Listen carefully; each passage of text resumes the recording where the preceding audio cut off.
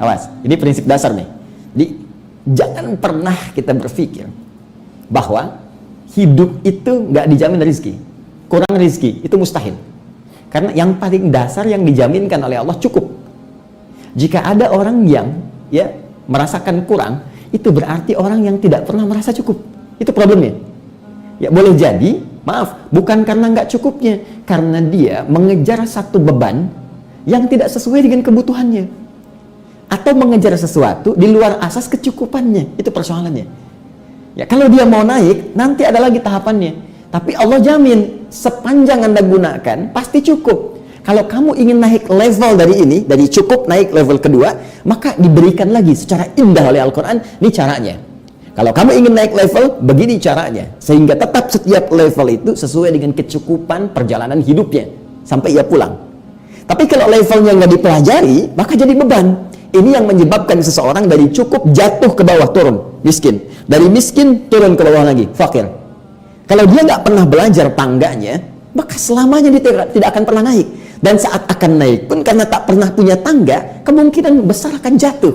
Nah, jadi pembuktian dari awal persis seperti Sayyidah Maryam alaihissalam, itu diberikan dulu pendahuluan oleh Allah sebelum melahirkan Nabi Isa alaihissalam dengan cara yang tidak biasa. Sayyidah Maryam diberikan pengantar oleh Allah. Apa pengantarnya?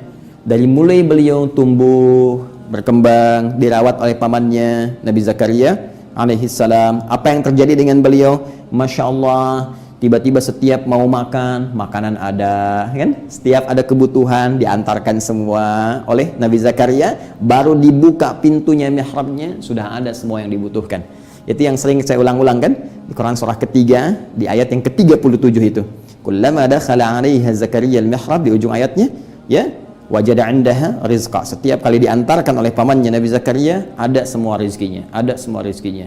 Kan? Sampai membangun keyakinan, ada keyakinan di jiwa Maryam, ini Allah yang berikan. Yakin. Kalau sudah yakin dengan Allah, seyakin-yakinnya, tersambung dengan kuat, itulah nanti puncak keimanan yang paling dalam. Dengan semua itu muncul ketawakalan. Jadi udah nggak berpikir yang lain lagi, karena sudah merasa dibuktikan oleh Allah. Makanya ketika pamannya bertanya, ya Maryamu anna laki hadza, Maryam dari mana semua ini? Qalat, langsung dibuktikan lewat lisannya, huwa min indillah, ini semua dari Allah subhanahu wa ta'ala. Karena sudah yakin semua dari Allah, sudah tawakal kepada Allah, makanya nggak aneh lagi ketika tiba-tiba beliau mengandung, ditiupkan rohnya oleh malaikat Jibril alaihissalam tanpa pernah disentuh laki-laki manapun, karena sudah dekat dengan Allah dan diberikan informasi. Di situ sudah nggak ragu lagi dengan semua anugerah yang Allah berikan. Bahkan dikuatkan lagi, bayinya baru lahir sudah bisa bicara. Ini Abdullah. Quran surah ke-19 ayat 31 itu, ya, diperintahkan untuk sholat, untuk mengabdi kepada Allah, berbakti kepada ibundanya dan seterusnya.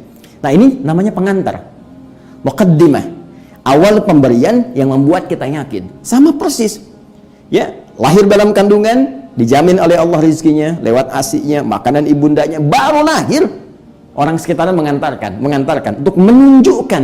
Makanya orang tua saat dianugerahi anak misalnya terlahir, datang orang tua orang lain, datang tetangga, datang kerabat, bahkan yang tidak dikenal, sesungguhnya itu adalah pertanda dari Allah untuk membangun keyakinan. Hei, kamu jangan khawatir ya, anak ini aku jamin rezekinya, kata Allah.